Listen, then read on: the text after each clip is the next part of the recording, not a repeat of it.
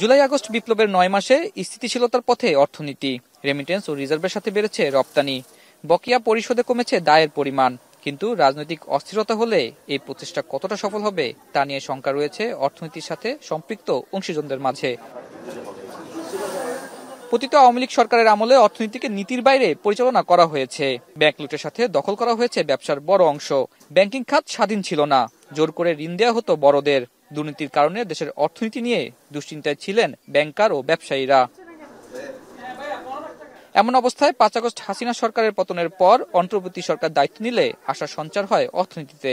Banking খাতে অনেকটাই সুশাসন ফিরেছে বলে জানায় ব্যাংকাররা। শুক্রবার বাংলাদেশ অর্থনীতি অলিম্পিয়াড ২০২৫-এর উদ্বোধন অনুষ্ঠানে একথা বলেন আলোচকরা। তারা বলেন, দুর্বল ব্যাংকে নতুন প্রশাসক বসানোর উদ্যোগ ভালো, তবে রাজনৈতিক অনিশ্চয়তা এলে ঝুঁকির শঙ্কাও রয়েছে। তাই আগামীতে যারা ক্ষমতায় বসবে তাদের সংবেদনশীল হতে হবে। 10% রেটে আমরা ধার নিতে পারি সরকারের থেকে, এটা রিস্ক ফ্রি।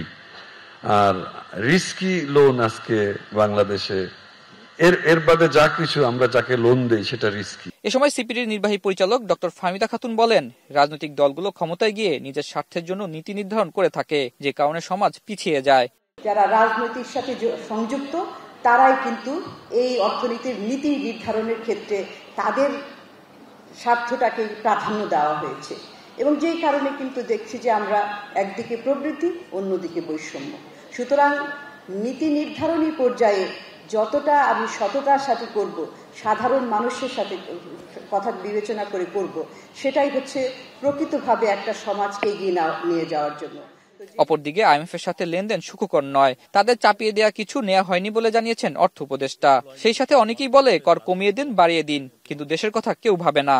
বাইরের থেকে আপনারা দেখছেন তো আইএমএফ, ওয়ার্ল্ড ব্যাংকের কত কিছু কথাবার্তা বলে ফেলে, সেটা যদি একবার সুখকর না, এটা সাব অপটিমাল সলিউশন আমরা দিয়েছি, সেটা হয়তো পারি না, বা ওরা যে যেটা করতে গেল সেটা কাটিয়ে দিতে পারে না, আমরা একটা সলিউশন আসছি।